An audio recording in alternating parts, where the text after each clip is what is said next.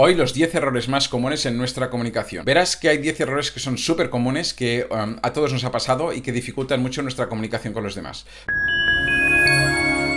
Pero antes, por favor, suscríbete al canal si aún no lo has hecho, activa las notificaciones para que te pueda ir avisando conforme vaya subiendo nuevos vídeos y por favor también comparte este contenido con quien creas que pueda ayudarle.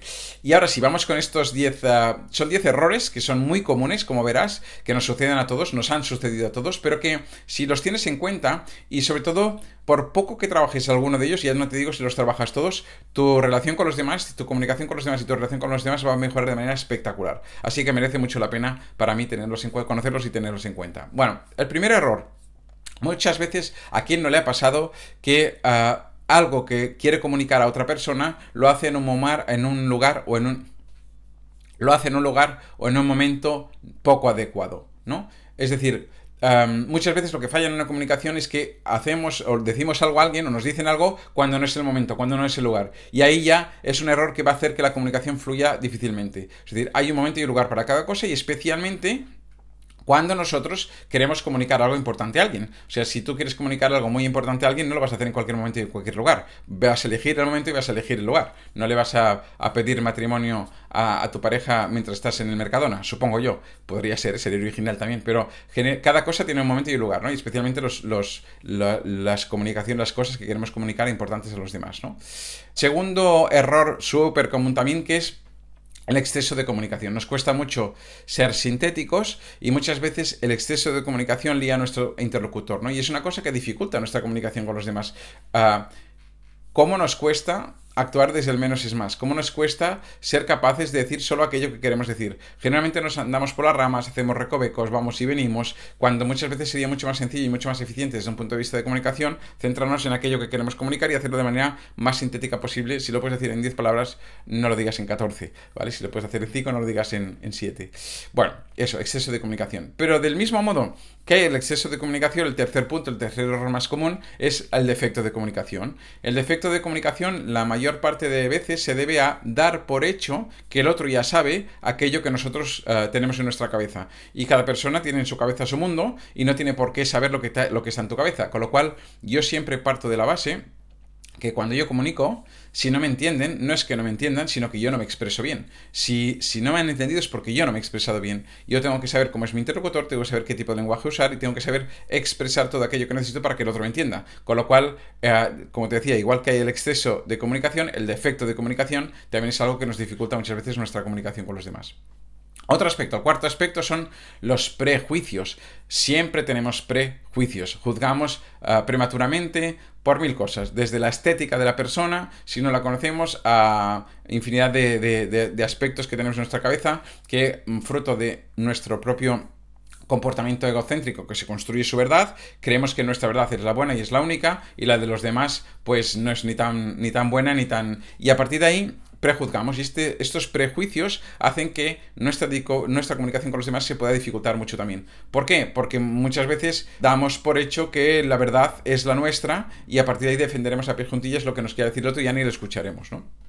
Bien, quinto punto, un lenguaje ajeno al interlocutor. Y eso, a ver, de una manera muy clara se ve, por ejemplo, si no le comunicas igual a una persona de 5 años que a una persona de 45, ¿verdad? O sea, el tipo de lenguaje es distinto. Pues del mismo modo, hay diferentes...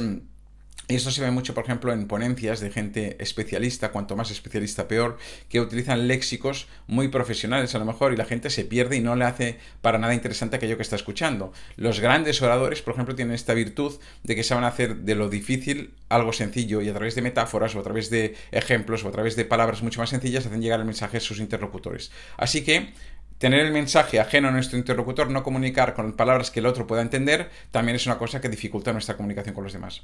Sexto paso, las interrupciones. Bueno, este también obviamente es uno de los... Esto se ve mucho y cada vez más respecto, por ejemplo, a los dispositivos móviles, ¿no? ¿Cuántas veces no estás hablando con alguien o alguien está hablando contigo y de golpe entra una notificación de un WhatsApp o entra una llamada y entonces cualquier tipo de interrupción dificulta la comunicación, se pierde el hilo, no es sano. Con lo cual, las interrupciones obviamente es algo, fíjate que son muchas obviedades, pero que no por obvias dejan de existir, las tenemos constantemente en nuestra vida.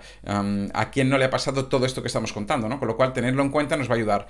Si quieres tener una conversación importante con alguien, Apaga móviles, apaga tele, no permitas interrupciones porque con las interrupciones créate un marco, vete a un lugar donde no tengas estas interrupciones porque si no, no vas a lograr tener una buena calidad de comunicación. El octavo punto, la claridad en el mensaje. Hay una frase que a mí me gustaba mucho me gusta mucho de Woody Allen.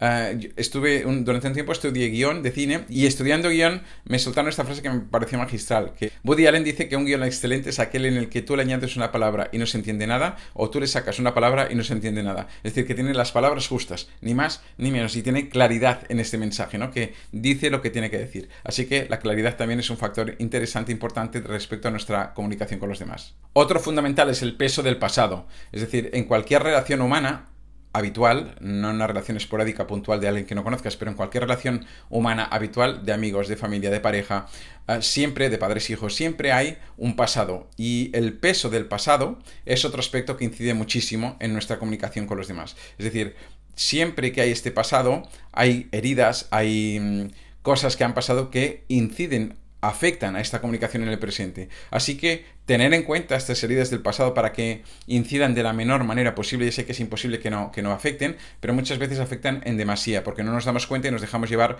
nos dejamos arrastrar por estas heridas del pasado y ahí se dificulta mucho más la comunicación. Así que tener en cuenta estas heridas, el peso del pasado, tener en cuenta el peso del pasado en una conversación con alguien con quien tengamos un vínculo estrecho es súper importante para no dificultar nuestra comunicación con ellos.